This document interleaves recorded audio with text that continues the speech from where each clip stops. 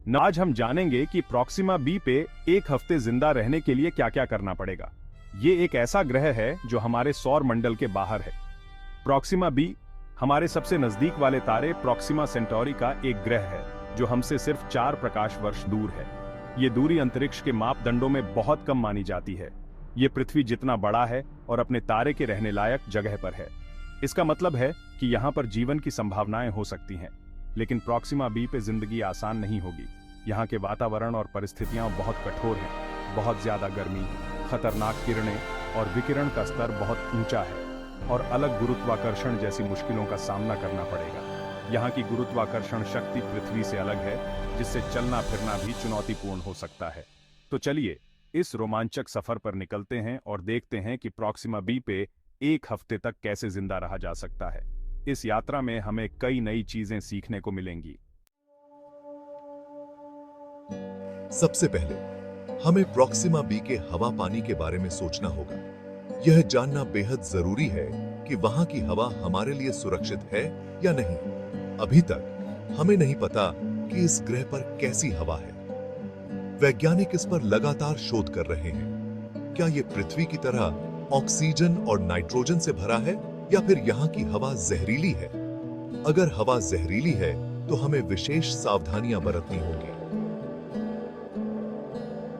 अगर वहां ऑक्सीजन नहीं है तो हमें अपने साथ ऑक्सीजन के बैलन और मास्क ले जाने होंगे ताकि हम सुरक्षित रह सकें। या फिर ऐसा घर बनाना होगा जहां हम आराम से सांस ले सकें।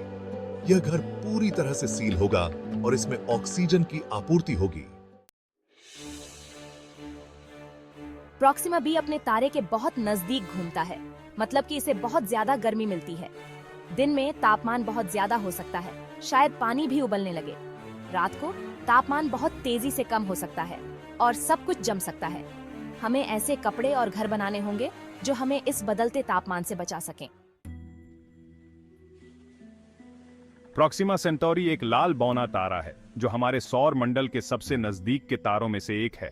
यह तारा बहुत तेज रोशनी की तरंगें और शक्तिशाली सौर ज्वालाएं छोड़ता है जो अंतरिक्ष में विकिरण फैलाती हैं। ये तरंगें और विकिरण प्रॉक्सिमा बी पर रहने वाले किसी भी जीव के लिए बहुत खतरनाक हो सकती है, जिससे जीवन की संभावना कम हो जाती है।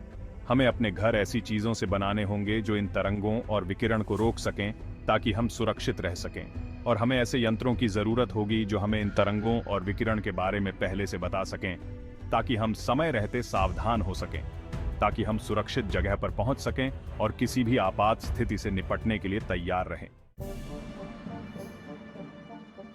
प्रॉक्सिमा बी का वजन पृथ्वी से लगभग 1.3 गुना ज्यादा है, मतलब कि यहाँ चीजें पृथ्वी से ज्यादा तेजी से नीचे गिरेंगी। इससे हमारे शरीर पर कुछ अजीब असर हो सकते हैं। हमें कसरत करने के नए तरीके ढूंढने होंगे और हमें यह सुनिश्चित करना होगा कि हमारे शरीर को मजबूत बनाए रखने के लिए पर्याप्त कैल्शियम और जरूरी पोषक तत्व मिल रहे हैं। प्रॉक्सिमा बी पे एक हफ्ते तक जिंदा रहने के लिए हमें अपने साथ पर्याप्त खाना और पानी ले जाना होगा।